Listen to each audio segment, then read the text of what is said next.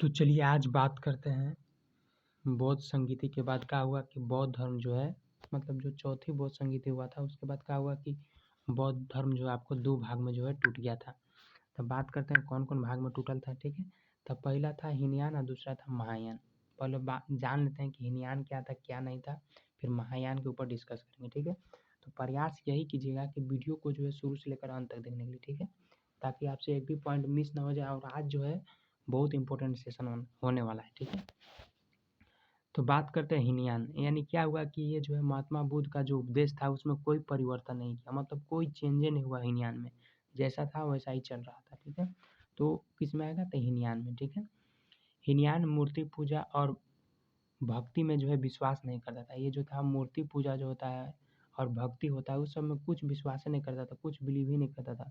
तो किस में आएगा, तो आपका हीनयान में आ जाएगा। ठीक है, अगला पॉइंट देखते हैं। इस संप्रदाय का ग्रंथ पाली भाषा में, जो हीनयान है, इसका जो इस संप्रदाय का ग्रंथ किस भाषा में था, पाली भाषा में था। ठीक है, अगला अगर देखते हैं तो कह रहा है कि रुकिएगा, कह रहा है कि आगे चलकर जो हीनयान था, आगे चलकर जो हीनयान जो है दो भागों में विभक्त हो गया। कौन कौन, एक वैभाषिक और दूसरा सौतांत्रिक। दो भागों में, एक वैभाषिक और दूसरा सौतांत्रिक में जो है डिवाइड हो गया। कौन, जो हीनयान था। ठीक है, अगला देखते हैं। अगला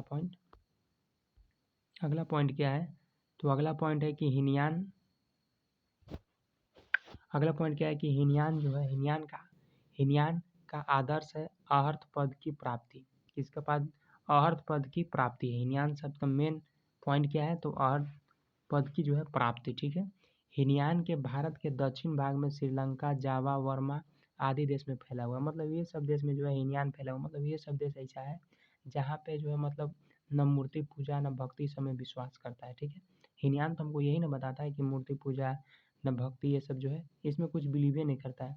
तो आपका हीनयान में आएगा। तो हीनयान में मतलब ये सब कौन कौन देश है, तो श्रीलंका है, जावा है, वर्मा है, ये सब जो है हीनयान वाले देश में आता है। ठीक है, हीनयान जो है अवस्था का जो विशालतम एवं सर्वाधिक विकसित शैलकृति चैत्यगृह कालों में जो है पुनः मिश्रित कर रहा है। हीनयान का अवस्था जो विशालतम और सर्वाधिक विकसित जगह अगर बात किया जाए तो कहाँ पे, पुणे में स्थित है। ठीक है, कहाँ पे, पुणे में। ठीक है, तो इतना था हीनयान के बारे में, बस इतना माइंड में सेटअप रखिए कि हीनयान के बारे में वही था कि मतलब क्या था कि मूर्ति पूजा इस समय जो था विश्वास नहीं करता था। ठीक है, इतना माइंड में बस सेटअप रखिए। ठीक है, अब बात करते हैं महायान के बारे में। महायान है क्या। ठीक है, तो महायान के बारे में अगर देखते हैं तो महायान आपको बताता है कि यह महात्मा बुद्ध के उपदेशों में परिवर्तन करके उसे आधुनिक रूप दिया। मतलब महात्मा बुद्ध का जो उपदेश था उसमें जो परिवर्तन किया, चेंज किया अभी के हिसाब से, मतलब जैसा मतलब सिचुएशन चल रहा है, समाज जैसा चल रहा था उसके हिसाब से चेंज किया था। कौन, महायान।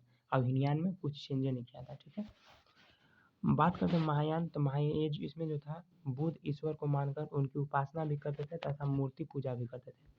मतलब महायान में अगर बात किया जाए तो मूर्ति पूजा भी किया जाता था। ठीक है, लेकिन हीनयान में अगर बात करें तो हीनयान में मूर्ति पूजा ये सब नहीं होता था। ठीक है, महायान के बारे में अगर बात करें तो संप्रदाय का ग्रंथ क्या था, संस्कृत भाषा में था। उसमें किस भाषा में था, उसमें पाली भाषा में था। किसमें, हीनयान में। ठीक है, अगला अगर बात करते हैं तो अगला क्या है कि महायान आगे चलकर ब्रजयान शाखा में टूट गया। जो महायान था ये आगे चल के किस में टूट गया, तो ब्रजयान शाखा में टूट गया। ठीक है,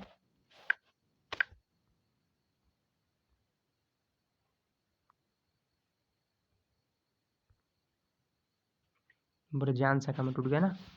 उसके बाद अगर बात करते हैं ब्रजयान शाखा ही जो है बौद्ध धर्म का विनाश का कारण बना। अब एक पॉइंट यहाँ पे भी निकलता है कि मान लीजिए महायान था, जान गए कि आगे चल के ब्रजयान में टूट गया, लेकिन बताइए कि बौद्ध धर्म का जो विनाश का कारण कौन बना, तो बताएंगे ब्रजयान शाखा। जो ब्रजयान शाखा था यही जो था आपका विनाश का कारण बना। ठीक है, क्योंकि इन लोगों को जो है मूर्ति पूजा, मध्यापन, वैश्यावृत्ति अपना लिया। मतलब ये सब के कारण जो है क्या हुआ, मंदिरा पानी सब जो होता है ना, उसके चलते क्या हुआ कि मतलब जो ब्रजयान मतलब बना उसके बाद जो है सब बौद्ध धर्म का जो विनाश का कारण जो है होने लगा। ठीक है, इस संप्रदाय का प्रमुख ग्रंथ क्या था, गुह्य समाज तथा मंजूश्री मूलकल्प। इस संप्रदाय का प्रमुख ग्रंथ क्या था, तो ये था गुह्य समाज तथा मंजूश्री मूलकल्प। ठीक है, ये था यहाँ का संप्रदाय का प्रमुख ग्रंथ।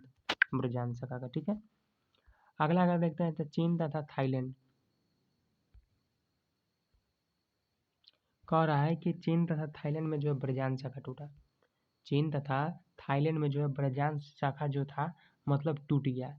अगर हम लोग बात करें कि मतलब क्या बोलते हैं उसको, हाँ यहाँ पे मतलब जो क्या है कि चीन तथा थाईलैंड में जो है ब्रजांश शाखा की जो है अधिकता, मतलब यहाँ पे ज़्यादा जो मूर्ति पूजा ये सब जो होता है ना मानने वाले लोग, ठीक है, मंदिरा उंदिरा सब जो नाशा पानी होता है सब।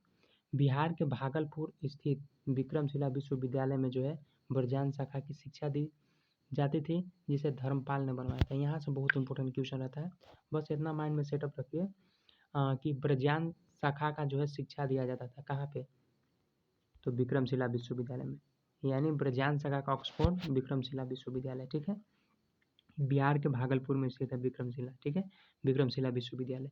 यहाँ पे किसका शिक्षा दिया जाता था, तो ब्रजांश शाखा का। और कौन बनवाया था, तो धर्मपाल ने। बस इतना याद रखिए।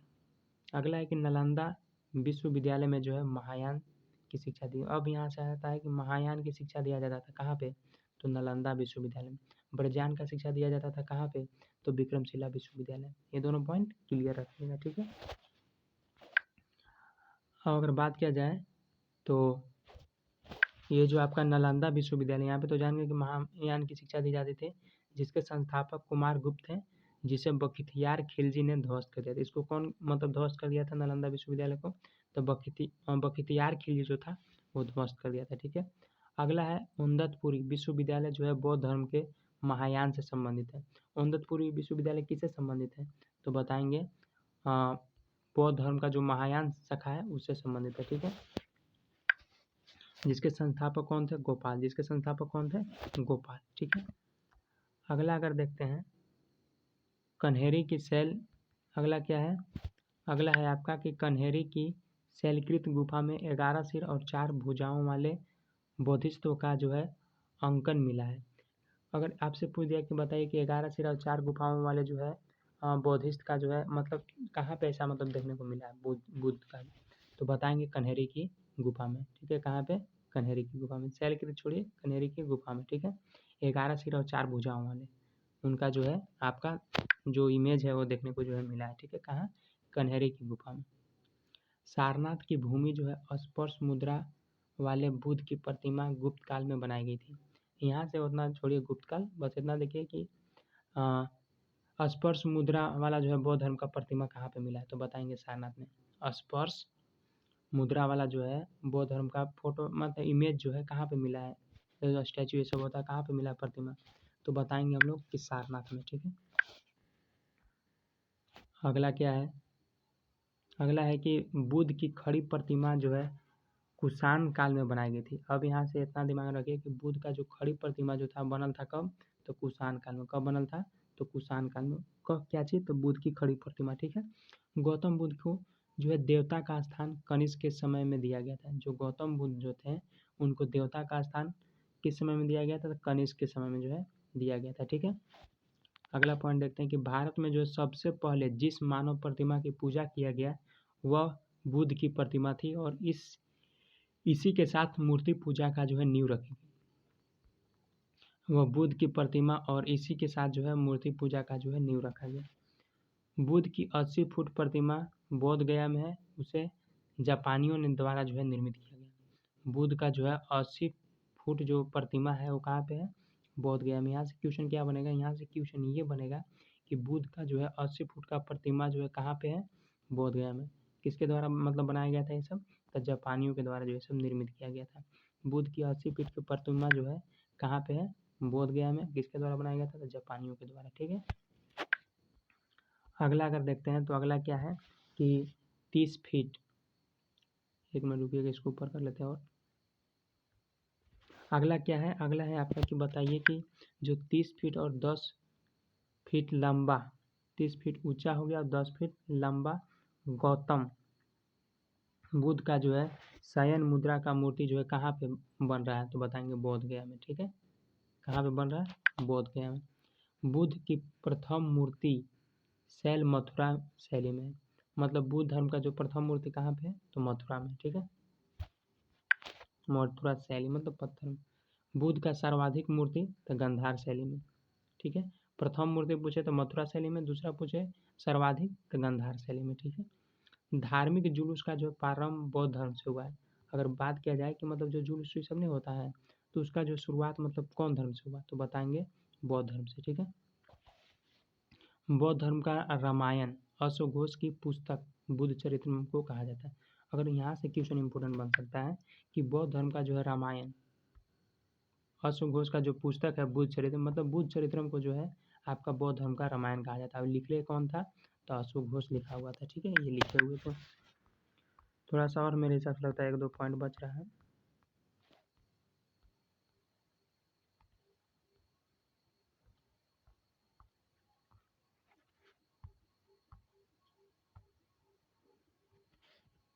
तो याद रखिएगा वाला कि बौद्ध धर्म का रामायण किसको कहते हैं, तो बुद्ध चरित्र को, जिसको अश्वघोष ने लिखा हुआ था, ठीक है।